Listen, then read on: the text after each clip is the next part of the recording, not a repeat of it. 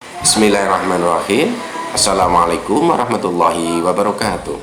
Anak-anakku yang soleh dan soleha, dan insya Allah selalu diberkahi oleh Allah Subhanahu wa Ta'ala. Hari ini kita akan bahas materi tentang khutbah, tabligh, dan dakwah yang meliputi tentang satu, pengertian dari khutbah, tabligh, dan dakwah. Yang kedua, tentang ketentuan khutbah, tabligh, dan dakwah. Yang ketiga, tentang perbedaan di antara khutbah, tabligh, dan dakwah. Dan yang keempat, bagaimana cara kita menyusun teks dari khutbah dan dakwah tersebut. Baiklah, kita akan masuk yang pertama, tentang pengertian khutbah. Secara bahasa, khutbah adalah pidato atau ceramah yang berisikan tentang nasihat keagamaan. Di sini kita sering berfokus atau kita fokuskan pada khutbah Jumat. Sedangkan pengertian tabligh adalah menyampaikan, itu secara bahasa. Secara istilahnya adalah menyampaikan ajaran-ajaran Islam yang diterima dari Allah Subhanahu wa Ta'ala kepada umat manusia agar dijadikan pedoman hidup supaya memperoleh kebahagiaan dunia dan akhirat. Orang yang bertabligh disebut mubaligh, itu kalau laki-laki, kalau perempuan adalah mubalighah.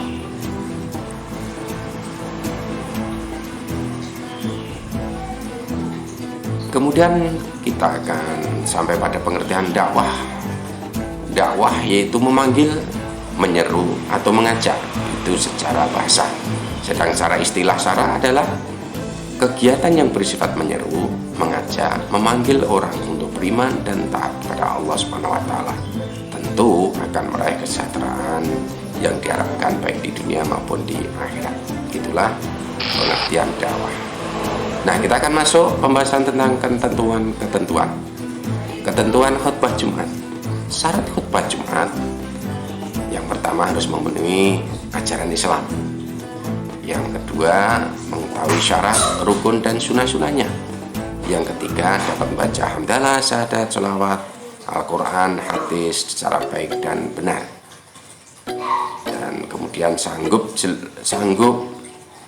secara jelas dan mudah apa yang disampaikan dalam berkhutbah.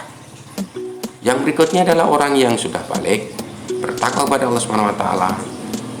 Kemudian orang yang dihormati dan disegani.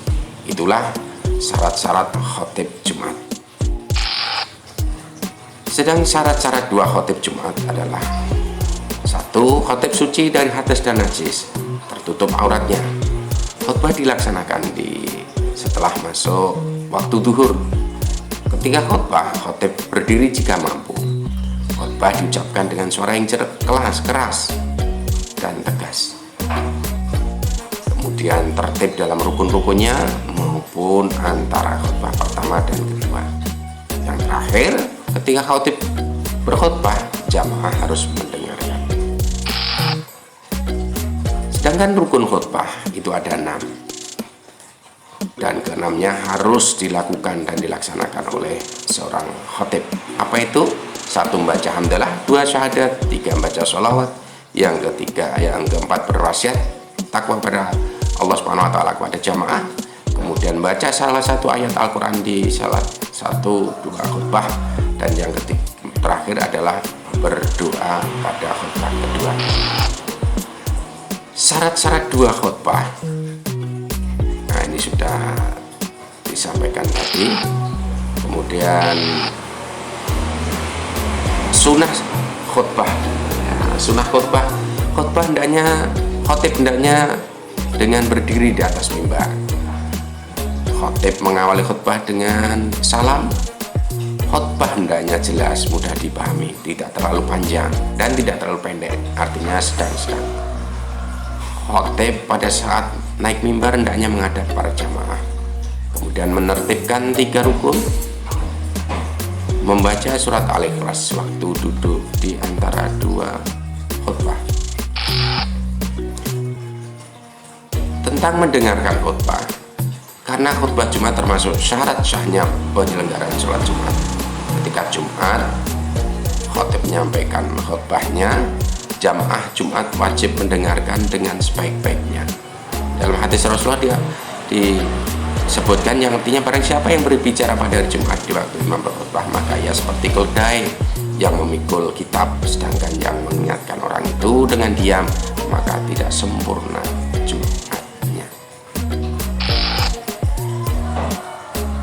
Ketentuan tabligh dan dakwah dapat kami sampaikan secara rinci. Tabligh atau dakwah hendaknya dimulai dari diri sendiri. Dalam tabligh atau berdakwah hendaknya menggunakan pola kebijaksanaan, yaitu berbicara kepada manusia menurut kadar kemampuan akal mereka. Dakwah dapat dilakukan bilhal, yaitu melalui perbuatan baik yang bisa diteladankan kepada orang lain. Yang berikutnya ketentuan tabligh dan dakwah. Yang terakhir yaitu dakwah dapat dilaksanakan melalui ucapan lisan dan tulisan dan menggunakan metode diantaranya metode al-hikmah, yaitu penyampaian dakwah dengan terlebih dahulu mengetahui sasaran dakwahnya. Kemudian metode al-mauizah dengan cara memberikan nasihat pengajaran yang baik. Dan yang berikutnya metode dengan mujadalah bil alati hiya ahsan, bertukar pikiran atau berdiskusi dengan cara-cara yang baik ya, atau mujadalah ya. Selanjutnya apa perbedaan khutbah Jumat dan dakwah? Nah, dilihat dari waktu pelaksananya. Pada khutbah Jumat waktu pelaksananya adalah sesudah matahari tergelincir, artinya sudah masuk waktu zuhur. Nah, itu diantaranya. Kemudian khotib Jumat dan juru dakwah atau dai itu dari sisi kedua. Khotib Jumat harus laki-laki, sedangkan juru dakwah boleh selain laki-laki. Nah, itu diantaranya perbedaan khutbah Jumat dan dakwah.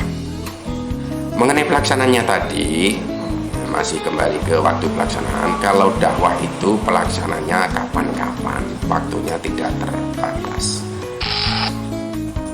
Sedang yang ketiga, perbedaannya dari sisi pendengar.